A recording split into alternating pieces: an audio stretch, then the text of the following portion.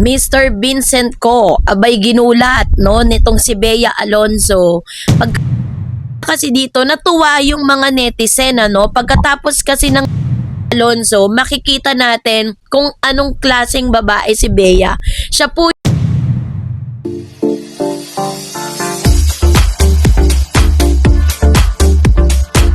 Mr. Vincent Co, abay ginulat nitong si Bea Alonzo pagkatapos lumabas ang mga photos at ilan sa mga resibo na si Miss Bea Alonzo pagkatapos ng kanseladong kasal dito. So ano na nga bang ang social media ang isa ng mahalagang bahagi ng buhay ng maraming tao sa kasalukuyang panahon. Para sa mga kilalang personalidad, ito ay nagsisilbing paraan upang makipag-ugnayan sa kanilang mga tagahanga, magbahagi ng mga karanasan at magbigay ng impormasyon tungkol sa kanilang mga proyekto at personal na buhay. Isa sa mga personalidad na madalas na sinusubaybayan ng publiko ay si Bea Alonzo, isang batikang aktres na kilala sa kanyang husay sa pag-arte at sa kanyang matagumpay na karera sa industriya ng libangan. Kamakailan lamang ay muling naging sentro ng atensyon si Bea Alonzo matapos siyang magbahagi ng mga larawan mula sa isa kanyang paglalakbay sa Europa. Ang kanyang pagbabalik sa Instagram ay agad na naging usap-usapan dahil ito'y naganap kasunod ng mga spekulasyon tungkol sa kanyang personal na buhay. So dahil dito maraming netizen na tagahangang nagbigay ng iba't ibang reaksyon sa kanyang mga bagong post. Ang pangyayaring ito hindi lamang simpleng pagbabahagi ng mga larawan sa social media. Ito rin ay naging isang mahalagang usapin na nagpapakitang kung paano naapektuhan ng social media ang pananaw ng publiko sa mga artista at kung paano ginagamit ng mga kilalang personalidad ang kanilang online platform upang mapanatili ang koneksyon sa kanilang mga taga-subaybay. Ang Europa ay isa sa pinakasikat na destinasyon ng mga turista mula sa iba't ibang panig ng mundo. Kilala ito sa masayang kasaysayan, kahangahangang arkitektura at iba't ibang kultura. Sa kanya mga ibinahaging larawan, makikita na nagkaroon ng pagkakataon si Bea Alonzo na bisitahin ng ilan sa mga kilalang lugar sa kontinente. Ang mga larawang kanyang ibinahagi ay nagpakita ng mga magagandang tanawin, makasaysayang karanasan na kanyang naranasang habang naglalakbay. Maraming netizen humanga sa mga kuhang larawan dahil ito sa mga artistic na kalidad at sa kagandahan ng mga lugar na kanyang napupuntahan. Bukod kasi sa pagiging isang simpleng paglalakbay, ang pagbisita ni Bea sa Europa ay may tuturing ding pagkakataon upang makapagpahinga mula sa kanyang mga responsibilidad bilang artista. At ang ganitong uri ng bakasyon ay mahalaga upang mapanatili ang balanse sa pagitan ng trabaho at personal na buhay. Sa panahon ngayon, kahit hindi na sapat para sa mga artista na makita lamang sa telebisyon o pelikula, mahalaga rin ang kanilang presensya sa social media dahil dito direktang nakikipag-ugnayan sa kanilang mga tagahanga. Ang Instagram ang isa sa mga pinaka-popular na social media platform para sa mga artista. Sa pamamagitan nito, maaari silang magbahagi ng mga larawan, videos at iba pang nilalaman na nagbibigay ng mga personal na pananaw sa kanilang buhay. At para kay Bea Alonzo, ang Instagram ay nagsisilbing tulay sa pagitan niya at ng kanyang milyong-milyong taga-subaybay. Ang bawat post niya ay kadalasang nagiging paksa sa discussion at nagkakaroon ng malaking bilang ng likes, comments at shares. Matapos nga ang kanyang pagbabalik sa Instagram, agad na umani ng mga positibong reaksyon ng kanyang mga larawan. Maraming tagahanga ang nagpahayag ng kanilang kasiyahan dahil muli nilang nakita ang aktres na aktibo sa social media. Ang ilan ay nagpuri sa kanyang kagandahan, sa kanyang kaswal ngunit eleganteng estilo. Mayroon ding mga humanga sa kanyang kakayang kumuha ng magagandang larawan at sa paraan ng kanyang pagbabahagi ng mga alaala mula sa kanyang paglalakbay. Pero bukod sa mga papuri, meron din mga netizen na nagpahayag ng suporta sa kanya. Para sa kanila, mahalagang makita ang masaya at positibong aktres sa kabila ng mga usaping lumalabas tungkol sa kanyang personal na buhay. So ang media rin ay may malaking impluwensya sa paghubog ng opinyon ng publiko, 'di ba? Kapag may mga bagong balita tungkol sa isang sikat na personalidad, mabilis itong kumakalat sa iba't ibang platform.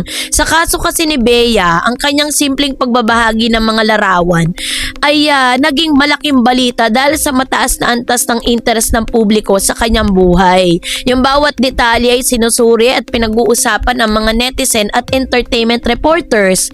Ito rin ay nagpapakita kung gaano kalaki ang impluwensya ng mga artista, kalipunan at kung paano nagiging bahagi ng pambansang usapan ang kanilang mga kilos at desisyon. So, isa sa mga hamon na kinaharap ng mga artista ay ang pagpapanatili ng kanilang pribadong buhay. Dahil sa kanilang mga kasikatan, maraming tao ang interesado sa kanilang personal na buhay, sa kanilang karanasan. So, pinapakita kasi dito na tuwa yung mga netizen, pagkatapos kasi ng napakaraming intriga, pagkatapos ng maraming mga spekulasyon, pagkatapos ng mga kanseladong kasal, 'di ba, na hindi nga natuloy, pagkatapos ng napakaraming issue, pagkatapos po ng prenup issue kay Miss Bea Alonzo, makikita natin kung anong klaseng babae si Bea.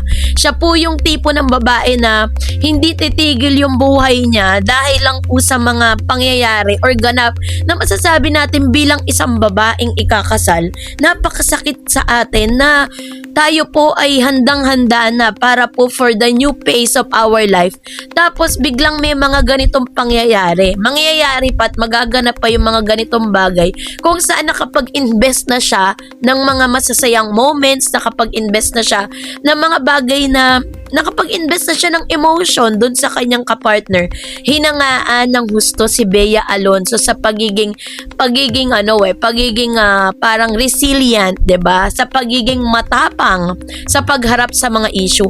Hindi man niya direktang sinasagot ang lahat ng mga issue patungkol sa kanila ni Vincent Co, pero ito po ay isa sa mga sagot niya sa lahat ng mga nagaganap ngayon kasi hindi lang naman po gustong malaman ng tao kung ano talaga yung totoong nangyari.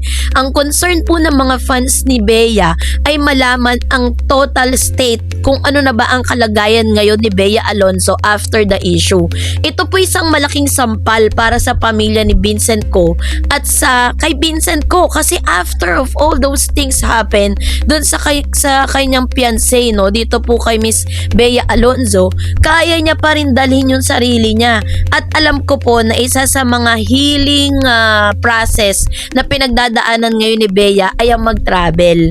Isa yan sa mga sinasabi niya sa kanyang mga interview. Kung napanood niyo po yung mga past interviews niya at kung nasubaybayan niyo po yung mga failed relationship niya, isa sa mga kung paano niya pinipick up yung kanyang sarili is nagta-travel po siya. So, dito pinakita ni Miss Bea Alonzo na photos lang pinakita niya that she was in Europe right now, she was in vacation right now. Pinapakita niya dito na ito yung kanyang healing process. Nandun na po siya sa proseso ng pagpapagaling ng kanyang puso. At tayo pong lahat na fans ni Bea ay masaya para sa prosesong ito.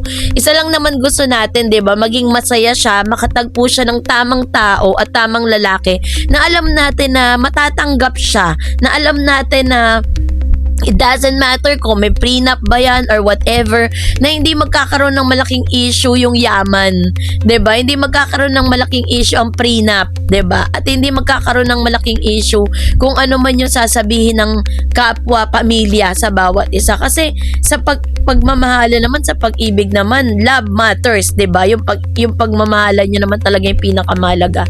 So it doesn't matters kung ano ba talaga yung lagay ng puso ng mga taong nasa paligid nyo, kasi pag nagpa-apekto kayo doon, talagang masisira ang relasyon. Kaya naman we are so happy na ibalita sa inyo that Bea Alonzo was on the process of healing right now, and I know na in God's perfect time sasabihin niya at isa sa publiko niya na siya po ay nasa maayos sa kalagayan. Alam ko marami mga fans ni Bea ang nag-aalala sa kanyang lagay ngayon. So, ang simpleng photos na pinakita niya, it tells everything, 'di ba? Lahat po 'yon ay sagot sa lahat ng mga tanong ng kanyang mga fans. Kaya naman, bigyan natin siya ng peaceful vacation.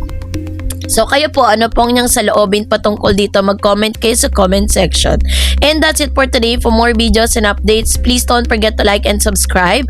And please don't forget to follow my Facebook page, DarEds TV, and DarEds channel. God bless everyone!